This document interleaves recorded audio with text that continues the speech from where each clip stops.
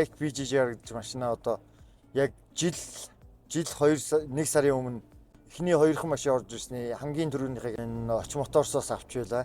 Японоос орж иж байгаа машинууд чинь 95 ч байт юм уу евро стандартын заалттай орж иж байхад энэ машины заалт нь болохоор энгийн 92-ийн заалттай. Энэ ерөөсө бензин голох тал дээр ерөөсө ямар ч асуудал байхгүй. Ингээ колонкийнх нь хүртэл гайхдаг байхгүй. Ингээ нэг том тэрэг ирчээл 92 хийлгий гэдэг хаар. Эдэлт бол ерөнхийдөө бол одоо хүмүүс одоо зарим нэг нь итгэхгүй дээ. Жижиг тэрэг шил хийдэн ер нь. Би одоо цэцмэл замаар ерөнхийдөө 80-аас 100 км/цагийн одоо хурдтай явж байна. Тэгэхэд минийх одоо 11-ээс 12 зааж байна. Яг ингээ уул руу явж байхад ерөнхийдөө ижил төрлийн джипнүүд бол нэг 24-өөс 25 идэнэ. Тэрийг бол би бүр баталгаатай хэлнэ. Тэгэхэд минийх 14-өөс 15 л идэнэ. Би ингээ ийшнээ булган руу байнга явдаг хүн. Ирж очихын ерөнхийдөө 800 хэдэн км, 1000 км байдаг. Би 1000 км-ээс 60 литр бензин хэмжиж байгаа байхгүй.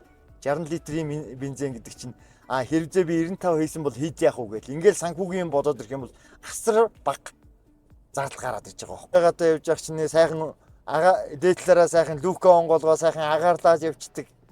Яг одоо Японоос шинээр орж ирсэн дилерүүдээр заргаж байгаа опшн адилхан тэрэгнүүд байлаа гэж бодоход тэр тэрэгнүүдээс үнэний хувьд бол бүр 2 дахин бага. Чанарын хувьд бол мөн тэднүүстэй дүүцгөөс хэмжээнд очсон. Зарим нэг нь илүү ч байх гэж бодож байгаа. Би бас нэг хөдөөгаад явж байгаад нэг жоохон бүтлгүүтэл үүсгээд жоохон ч гэж бас нэлээд томоохон хэвдэл гаргасан.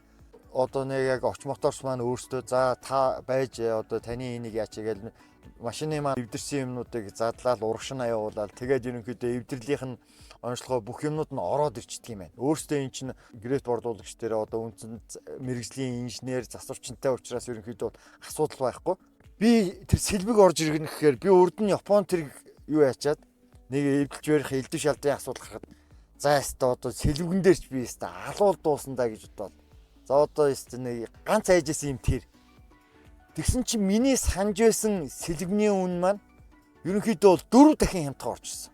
4 дахин бага үнээр ихээр одоо би жишээлбэл 10 саяар авна гэж бодож исэн юм маань 2.5 саяд ороод ирчихэж байгаа байхгүй юу.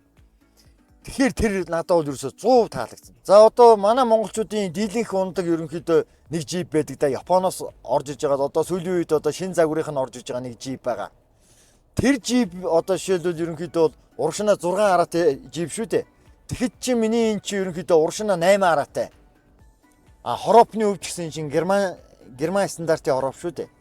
Заримдаа ингээд нөө маа найз нар хажуу суугаад игдэг байхгүй. Ингээд хүч зүгээр ингэж явж байгаа л нэг юм зогсож байгаа л ингээд хаазаа би жоохон ингээд хүчтэй ингээд аваад яхаар онгоц шиг ингээд хойш ангууд пүүх эн чи ямар онгоц юм уу тэрэлт онгоцсон сууц юм уу гэж зарим нэг нь инээдэг байхгүй юу.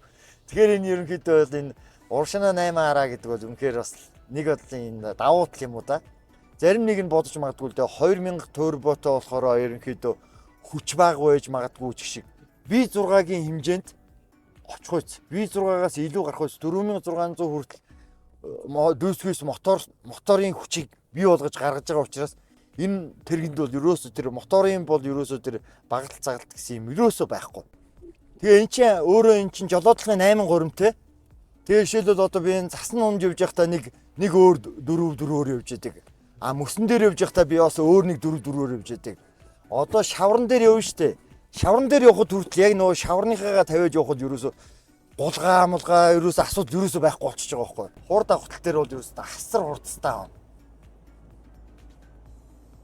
Хөнгөн чанарын онгоц нисэж байгаа итэл байна. Юуг завсаргүй ингээд 130-40 аваа явчихж байгаа. Тэгээ миний хэлээд дэгсэн тэр байхгүй. Урж явж исэн тэр 200 ерөөсөө л 30 секунд энэ гүйцэтгүүлнэ гэдэг чинь. V8 шүү дээ. V8 200 л тэгж гүйцэтгүүлж байгаа. Засмал замтай, шулуун замтай газар бол ямар ч джипнүүдийг бол урдаа оруулна гэж бол байхгүй. Тэрэн дээр бол би баталгаатай хэлнэ.